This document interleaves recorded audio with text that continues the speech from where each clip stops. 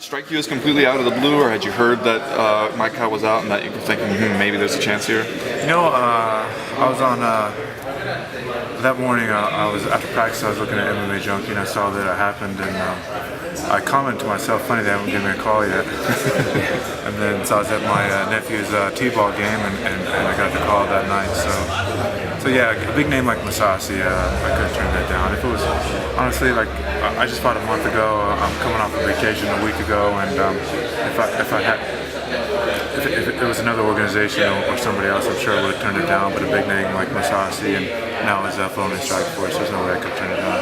Well, you look like you're in pretty good shape. I mean, did you have to throw yourself back into like a crash course training camp, or were you already pretty sound there? No, I mean, it was already kind of too late for that. There's not much training in the last week before a fight, yeah, like I said a week ago, I made the commitment to drop down to 185 for. I was hoping in my mind, I was hoping my next fight would be at 185 in the UFC. So a week ago, I already started making that drop. So it just like it was meant to be. Also, making the drop, you'd already kind of worked conditioning wise on that, and didn't have to weight cut too much. More diet than conditioning, okay. But I'm not worried about getting tired in this fight. If you worry about it, if I try and cruise around and fight the slow fight and not get tired, I'm just going to get tired anyway. So I might as well go out there and do it. Man, I'm excited, man. It's all part next step in my career, me reinventing myself. I'm gonna have major title before I retire, and this is all part of it. And big name like Masasi, he used to have the title. He was ranked at the top in the world, and I remember everybody was talking about these guys. So once I heard that name, I can't turn it down. It's almost like backing away from a street fight. If it was somebody I didn't know, then it'd be easier. We're kind of asking everybody about the Zuffa purchasing Strikeforce. Now they've absorbed the WC. They got Strikeforce.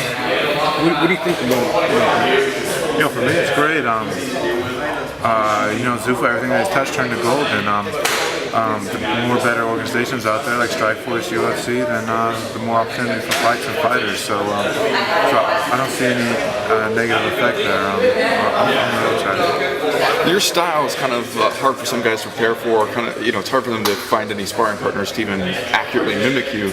And it's got to be especially tough if the guy's trying to do it on a week's notice. I mean, do you feel like that's one of the things you really have going for you here is he can't exactly prepare for what it's going to look like when he's standing across from you in the cage? Maybe honestly I haven't thought about it too much. I've watched parts of 3 films on him, and there's not much I can prepare for too. It's just going to be more about experience. He brings in a lot of fights, a lot of experience to this fight, and I bring in a lot of big fights, and a lot of experience to this fight. It's more like overall training of years more than training of a camp. He said that we asked him, how much tape he watched on you. He said he watched 1 round of the Rampage fight. Does it surprise you that he wouldn't want to watch any more film, especially since you have a pretty unique style? No, if I think about the Rampage fight, I was pretty flat-footed in that fight, so you wanted to watch that one. I might have made him a little bit confident. I love that fight; it's one of my favorite fights, but I didn't really do too well in that. I forgot the question. Sorry. Well, why is that one of your favorite fights if you don't think you did too well? Well, I think I should have done a lot better. I got incredibly tired in that fight.